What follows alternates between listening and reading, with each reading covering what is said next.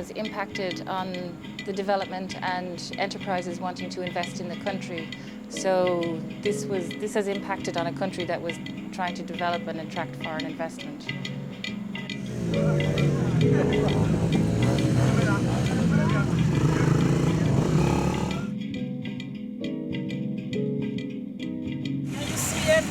We don't have road.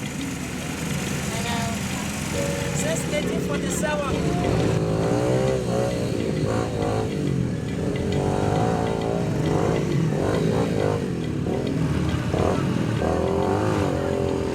Let us get our own road and farmer will make our farm to carry our plate in the market.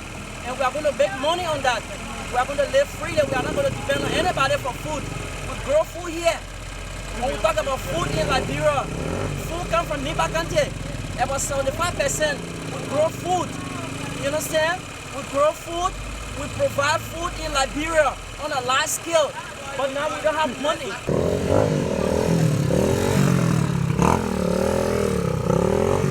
The border with Côte d'Ivoire has been closed for over a year now. I think it closed in August 2014, and at this point it's September 2015. So a lot of communities are more because of the infrastructure in the country. Communities are often more dependent on markets across the border than they are within country. There's been a loss of livelihoods, not being able to sell their goods at markets, not being able to get their materials across, and equally not being able to purchase foodstuffs for them. So economically, the border has a big impact in that way.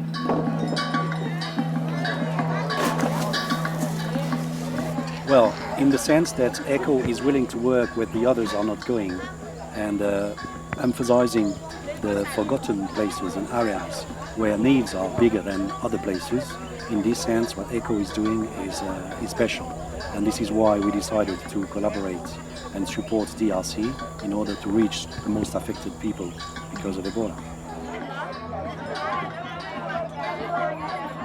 Avant, le marché marchait, mais maintenant c'est un peu dur par rapport à la frontière. De la manière que ça marchait aujourd'hui, ce n'est pas la même chose. Avant, quand on venait vendre les trucs, quand tu viens vendre ta marchandise, ça finit un coup. Mais maintenant, quand on vient avec, on retourne des fois avec les trucs à la maison parce qu'il n'y a pas de clients. Okay. Avant, il y avait des gens qui viennent au Liberia? Beaucoup d'hommes. Il y avait beaucoup d'hommes qui venaient. C'est difficile parce que quand les gens venaient acheter les marchandises, c'est par rapport à ça aussi qu'on mettait nos enfants à l'école, on faisait nos marchés, Là, tu payes la marchandise, quand ça finit, tu peux repartir en ville, aller payer la marchandise. Mais maintenant, il n'y a personne, donc ça fait que ça ne marche plus. Quand tu envoies la marchandise, ça reste devant toi. Un truc de 1 mois qui devait finir, des fois, ça est là jusqu'à quand ça ne marche pas. Des fois, ton argent reste dedans, donc ça fait que ça ne va pas. En tout cas, DSE nous a beaucoup aidés. C'est par rapport à DSE aujourd'hui, nous sommes dans le marché parce qu'on on a des groupements. Nous, nos groupements, c'est Baboublé quoi. DSE nous a arrangé, ils nous ont donné, ils nous ont demandé, on voulait quoi, on a demandé les chaises, ils nous ont envoyé. Donc avec les chaises, on mettait en location et puis on gagne un peu, on met aussi dans les caisses, on garde aussi. Donc dans le groupe, quand on a un problème, on vient et puis on aide ceux qui ont le problème. Avec DSE, en tout cas, ça passe bien. Ils nous arrangent beaucoup.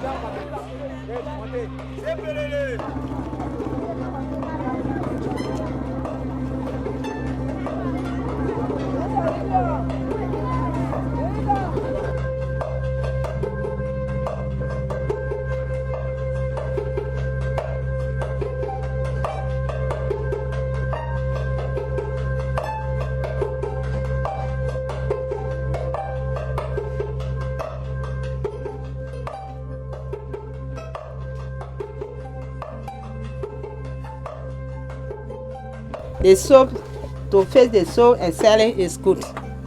The money, I can turn it around and do another thing again.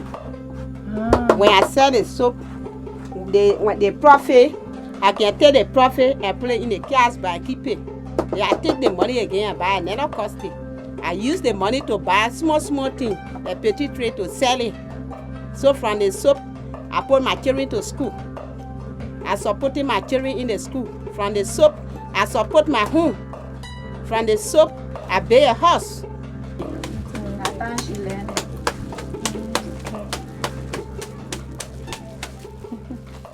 I'm making the soap now. I'm fixing the soap now. This one I put it down is $50 for one piece. One nut, equal to $50. I'm selling it in a small village then I can carry it around. You see, when we started making it, they brought materials. They brought coffee, they brought pot, they brought oil, they brought all the things that dish, buckets, tops, and also the drum. They also do everything. So addition, we say the answer to every addition problem is called sum, right? Yes. So this time around we are dealing with numbers. And we say 0 plus 1 is equal to what? DRC, as we said, they are doing a great help for us. They are doing illiteracy school that they brought there. Yeah. The school. Most of us, the Guinea, can't read and write. But the school, they brought, I think that the second phase here, the first one, those that attended it, they are doing well. Sometimes if they have workshop or any training somewhere, they will say, attendance. I can't read. I don't know how to read and write. Plenty. And so when the school came, right now, even the paper I have now to give to them, some of them writing their own name and they are signing their own names. You got the letter S, the letter T, all in lowercase.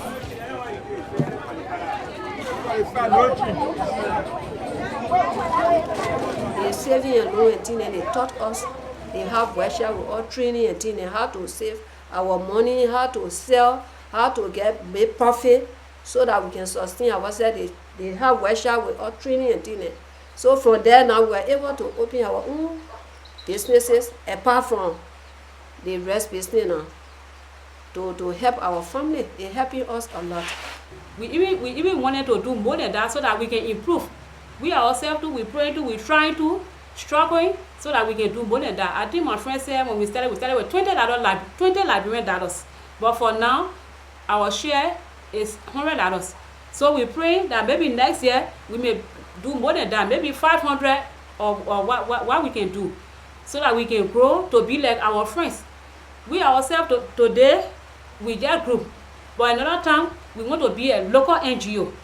If we help others in the community too that don't have, we will try to bring them up as DRC brought us up. We will try to help other people who don't have, because the poverty rate in Liberia is too much. The parents don't have the money. We don't have the money to support our girls' children. So for this reason, most of them go on the street to find men. But if we start to do small things to support them in school, you will see they will not be going on the street to find men. They will go to school and tomorrow will be benefited. They are our future leaders. I was speaking to you here. I can write my own name this time. If I go to take money from the bank, I can sign for myself. I was not used to do that. I cheer that if I go somewhere, when they say come sign for your money, then I can do fingerprint. But because of the DRC training, through that one, we can write our own name. I can sign for my own money this time. You know the thing we just train, so now they can feel bad. But when our husband go outside, they can be proud of us. They can be telling our friend and say they will have more no business. They're not easy. So it's better your women than to your tenant, so they will go for training and know how to do that business. Now they can be telling our friend. Some men are proud. Some men they are very proud. But those who don't know that they can get jealous, but most of them are proud because they see women improving. Yeah. Yes.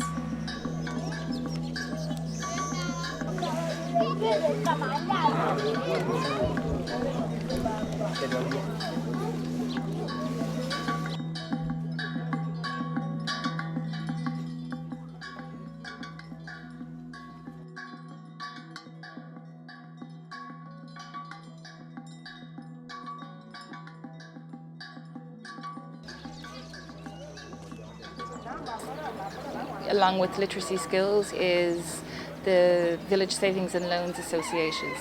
So it's created with a group of women who would normally have a relationship together, and we work on their existing saving scheme, which is the Susu or Tontine, where traditionally every woman would pay the same amount of money every week, and each week one person takes that amount of money to spend on whatever they want to, whatever they need it for.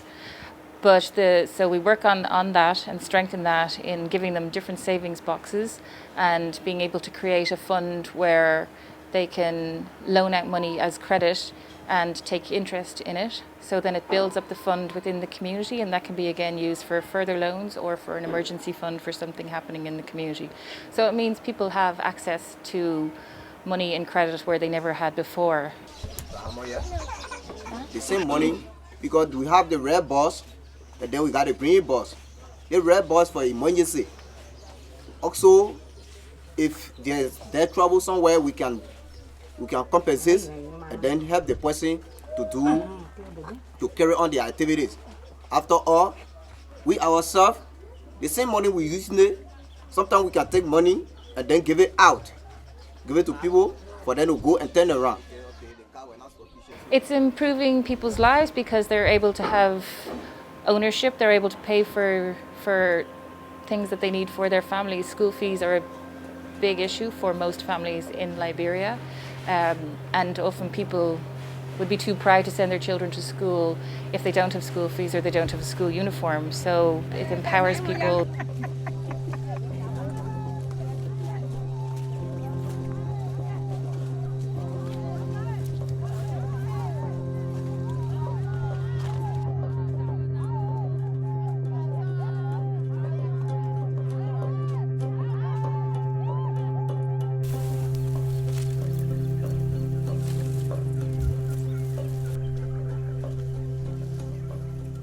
Okay, now the machine a gram cassava to face farion, fufu, and acheke.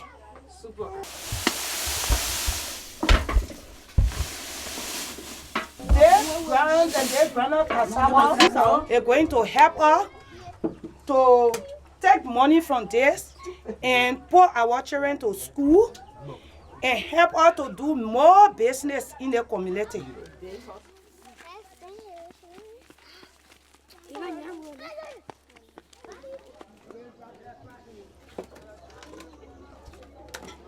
Yeah, I was said before, we used to suffer in the main hand. Any small thing, they start beating you. But the DRC make it, we in peace now. So that the man can help us. When you stay on the farm, when you pan there, the man can set it on the fire before you can. Why did the men beat the women? That at least we all get small confusion in the hall. You a man can make small the confusion. But say DRC can they start teaching us, advising us, so they cool down. So they can embarrass us again.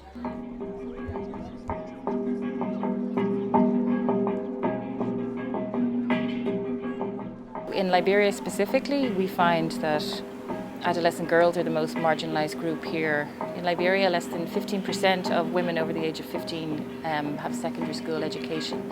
So there's low levels of literacy and very little economic opportunities. There's a heavy reliance on negative coping mechanisms. They can range from begging to reducing the food intake to transactional sex. We have a very holistic approach to empowering adolescent girls and to trying to raise their status, social status and economic status in the communities that they live in. Often we find that adolescent girls are subject to a portfolio of rights violations. It's very normal and culturally acceptable for teenage pregnancy, for early marriage, for keeping girls out of school, all of which creates a cycle where girls are kept in poverty and with very, very dependent on negative coping mechanisms.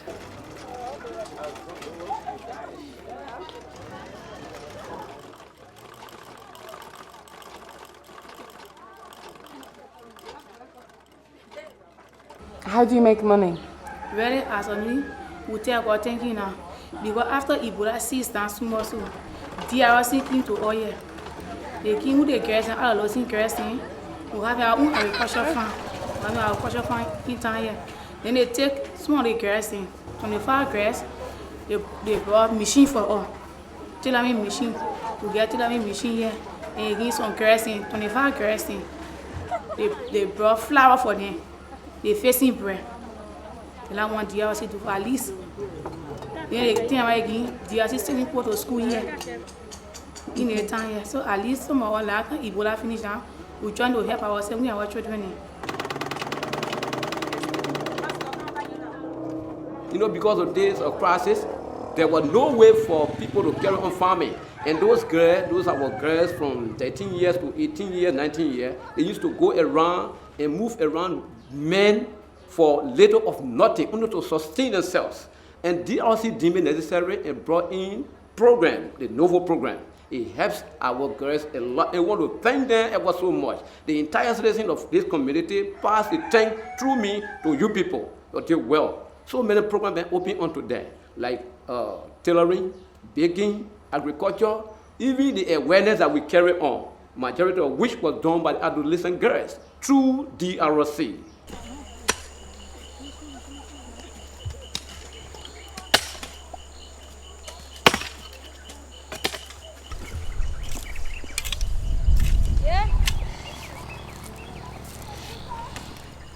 Is it hard work? You like the work or is it difficult?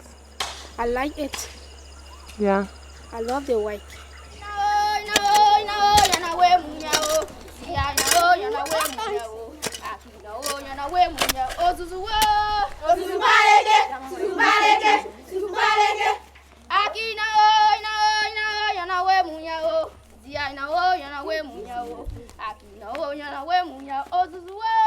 We have economic opportunities for girls to learn vocational skills, be it tailoring or baking or soap making, to create a household economy. And we have other things for empowerment, self-defense classes where they learn physical self-defense and also debating so that they're more able to voice and have control over their own opinions and bodies, because one of the big elements is the lack of participation in decision making in the community.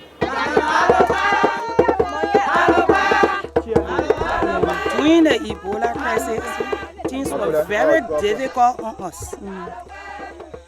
For a typical example, all the Ebola area, they closed all the Ebola area. And for the rest and all the goods that were coming from different areas, everything went down with us. It was not found with us.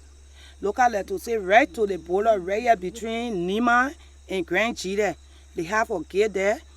We could not leave from here and get to Nima County easy. So things were very difficult on us. Women! We are special! Women!